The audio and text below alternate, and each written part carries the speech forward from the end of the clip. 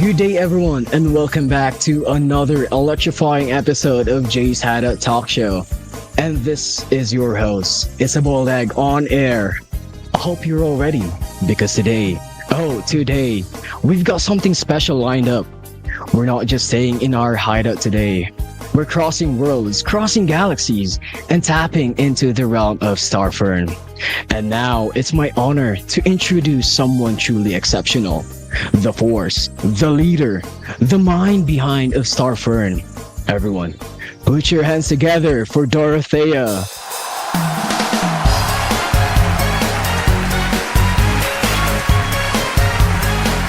Right. But don't sit down yet, because Starfern never comes alone. Oh no.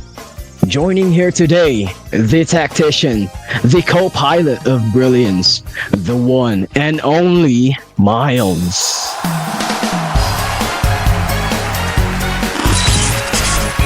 Okay. Aray ko. Okay.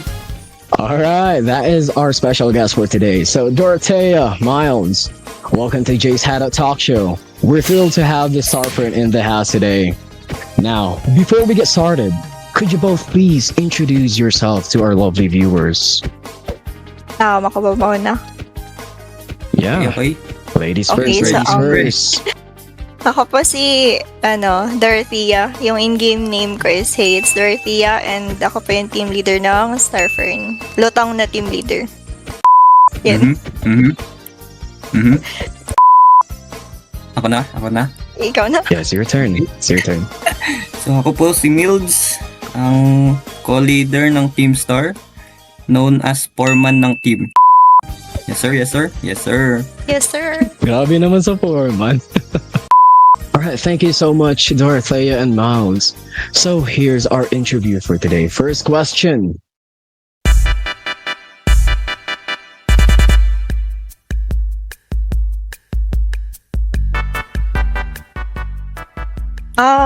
For me, dati, nung kakapasok ko pa lang sa server, wala naman akong plan na gumawa ng team since nung pagkapasok ko dito is parang si Zyke lang yun naglalaro. Tapos, ayun, pinush ako ni Jay na gumawa ng team and then nakilala ko si Milds. Tapos, ayun, gumawa kami ng team. Pinapasok ko yung iba kong mga kakilala. Tapos, dun nag-start yung Team Starfern.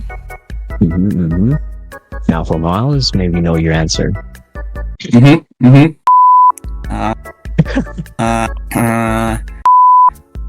take your time. Para sa akin, di ba? To be honest, as the second person na sumali sa team, yung hindi pa official, in-expect ko na talaga na magkakaroon ako ng role, no? So yun, Nox?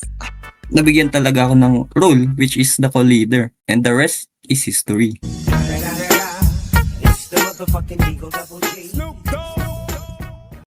Ayaw nga pala, hindi lang pala si Zyke yung naglalaro nun. May team arm na pala sila Lolo sila Lolo Kai. Ayun, sila pala yung mga I see. andito sa server. I see. So mga first people pala sila Zyke at si sila Now for your next question.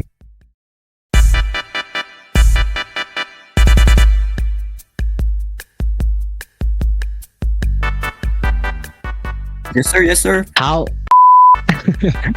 did you... Okay, nawala na ako sa mood. Aray ko. Wait lang. Take two. How did your... paano ba to sabihin? How did your team form? Was it planned? Or just a group or friends who clicked? How did your team form? Parang lang siya, nagtutulakan pa nga kami ni Milds nun kung sino yung magiging leader ng team. Tapos napag-usapan namin kasi tinutulungan kami nila Lalayer mag-kill ng dragon since kailangan maging vampire na rank bago maging leader. So sabi namin ni Milds kung sino yung maka-last hit ng dragon, siya yung magiging leader. Tapos ako yung naka-last hit. Para Tapos kayo ayun na, madam talaga yung role. Team Starfern na. Miles, ikaw na? Mimi. Yes, Dun sir. sa perspective ko naman, literal na nakilala ko lang sila sa live ni Sir J, no? Parang kay Madam Doro sa live lang ni Sir J ko lang siya nakilala. Tapos yung iba naman, it's either sa live ko or sa live ng iba. So, sa SMP na talaga kami nagkakilala. Magkakailala. Yes sir, yes sir. The rest is history. Yes. The rest is history. The rest is history. Yes sir, yes sir.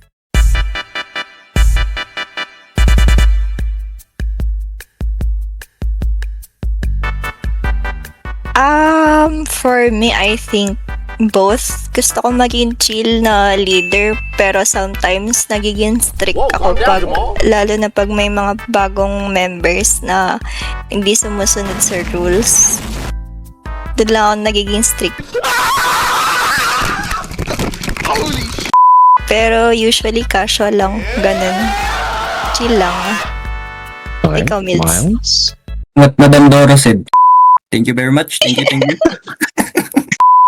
That is a wonderful answer talaga, Miles. Salamat. Thank you, Ang Your ganda, ang Honor. ganda.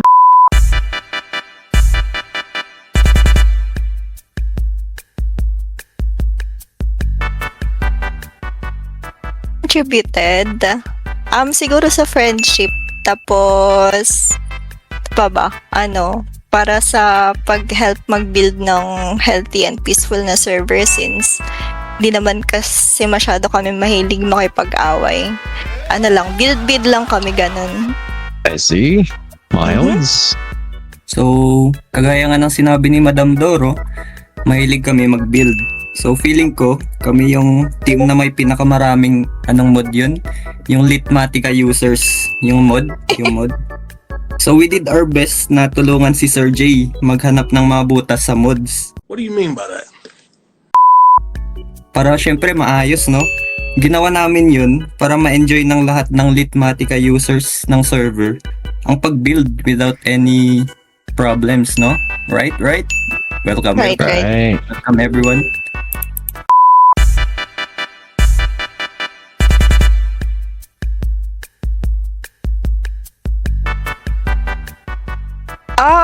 So far sa mga members ko ngayon, wala naman. Pero dati, meron. Pero na mga na sila, mga naban. Pero dati si Rans makulit. Pero ngayon si Rans makulit pa rin. Pero maasahan na si Rans. Shoutout sa inyo, bro. Shout out. Siguro si Yahoo, which is Wala. Bakit nawala si Yahoo?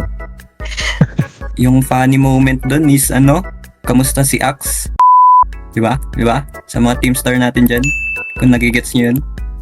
Yes. Inside joke. Oh, okay. So there's an inside joke for Starfern. I see. Parang may tinatago sila ngayon, ah. Yahoo, shout out sa'yo. Nako. Nag-name drop. Alright. Nag-name drop na. Wala na.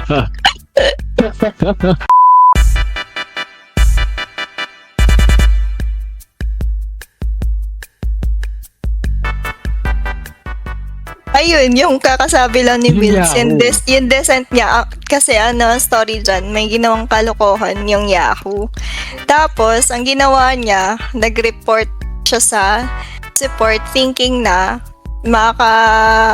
parang ang taba ba term dun, parang magmukhang wala siyang kasalanan, but in the end, siya yung na-ban. Para siya nag-self-report. So basically, he's playing the victim pala. Parang ganun. Yeah, nag-iwan siya ng nag-iwan siya ng ebidensya. Kala niya hindi ko mahanap pero nahanap ko.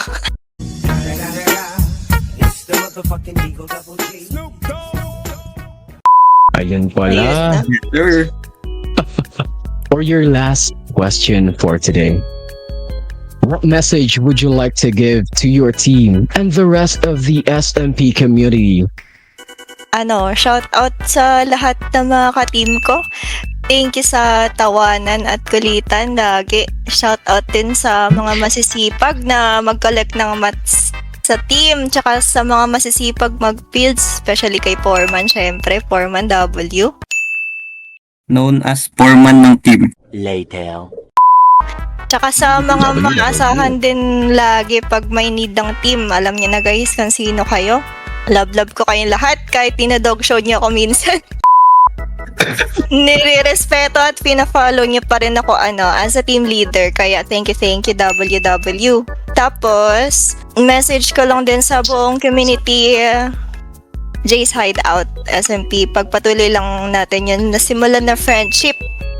Di maiwasan na may mga misunderstandings, pero sana di pa rin mawala yung respeto natin sa isa't isa. Alam niyo naman yung mga recently na nangyari.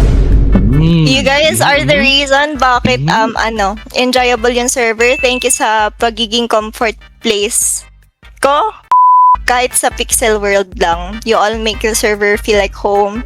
Salamat sa memories, mga tiny moments, and sa feeling na kahit gaano ka-busy ang real life, may community na welcoming palagi. Ayun, salamat sa inyo lahat. WJ's Hideout. Thank you.